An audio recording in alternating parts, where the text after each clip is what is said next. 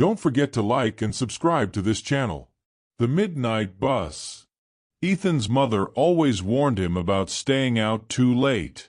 "The world changes after midnight," she used to say, her voice tinged with that same unease she always had when speaking about the things unseen.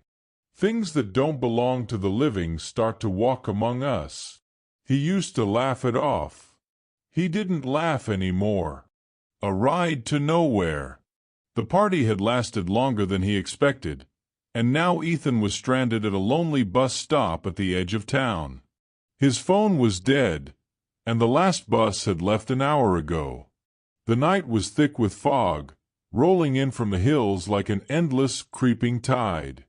The streetlights above flickered, struggling to push back the dark. The silence felt wrong. Then, breaking the eerie stillness, came the low, rumbling growl of an engine.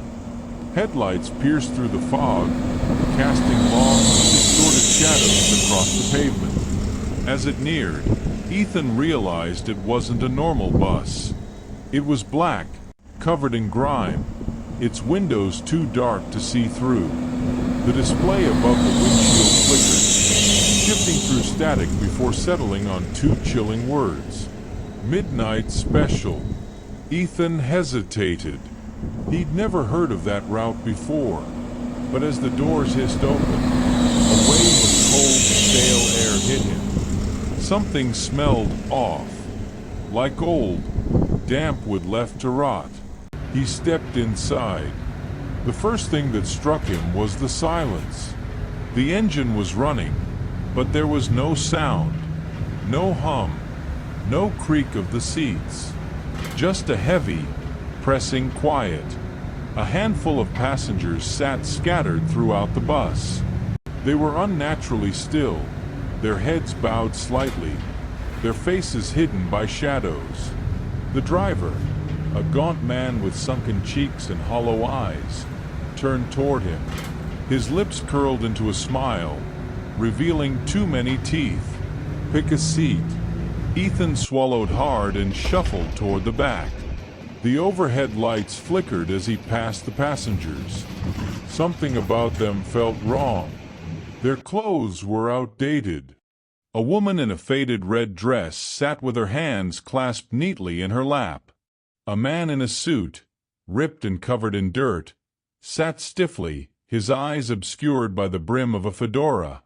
A child clutched a stuffed bear, his skin too pale, his hands tinged blue. Ethan's pulse quickened. The bus lurched forward, swallowing the road beneath its tires. Through the window, the city outside didn't look right. Buildings were decayed, their windows shattered. The street signs were rusted, their names faded and unreadable. The few people walking along the sidewalks were blurry, their features shifting like smudges on a canvas. Ethan's hands tightened around his knees. The unease in his gut turned to dread. "They know." He turned to the woman in red. "Excuse me," he whispered. "Do you know where this bus is going?"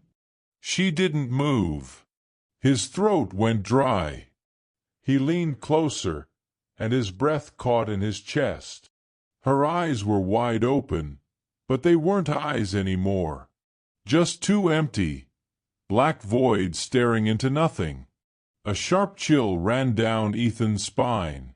He turned quickly.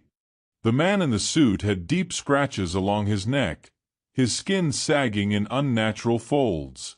The child wasn't breathing. A horrific realization slammed into Ethan's mind. They weren't passengers. They were corpses. A cold, suffocating terror wrapped around his chest. He needed to get off. No. No way out. Ethan shot to his feet, stumbling toward the front.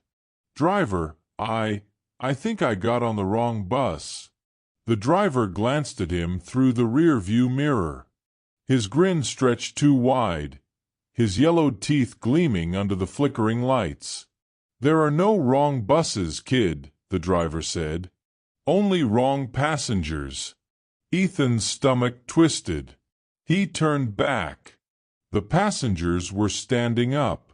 Their vacant eyes locked onto him. Their rotting fingers twitched, their movements jerky, as if their bones no longer fit right beneath their skin. The woman in red tilted her head, her mouth opening just enough to let out a soft, rattling exhale. The child giggled, but the sound came from deep within his throat, choked and wet. The man in the suit lurched forward, his feet dragging. "No, stay away!" Ethan gasped. But they didn't stop. They could smell him. They knew he didn't belong. The bus shuddered violently. The lights flickered, then died. For a split second, the bus was in complete darkness. Then, a cold hand clamped onto his wrist. Ethan screamed. The doors hissed open. Final destination. Ethan stumbled outside, falling onto the pavement. His palms scraped against the rough concrete as he gasped for air, heart hammering.